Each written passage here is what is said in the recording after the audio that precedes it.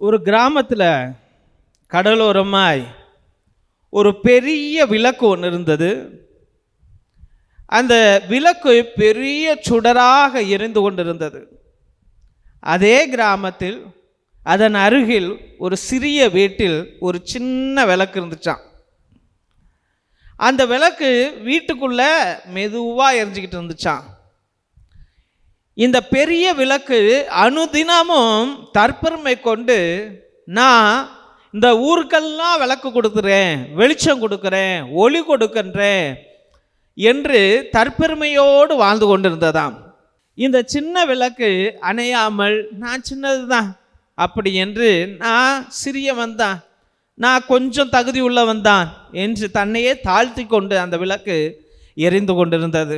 ஒரு நாள் பயங்கரமான புயல் அடித்தது.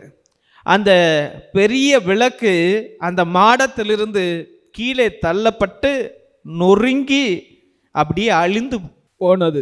இந்த சிறிய விளக்கு அதே வீட்டில், அதே மாடத்தில், அதே சின்ன மாடத்தில் ஒளிவிட்டு எரிந்து கொண்டே இருந்தது.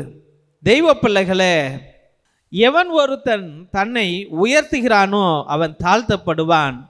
எவன் ஒருவன் தன்னை தாழ்த்தி கொள்கிறானோ அவன் உயர்த்தப்படுவான்.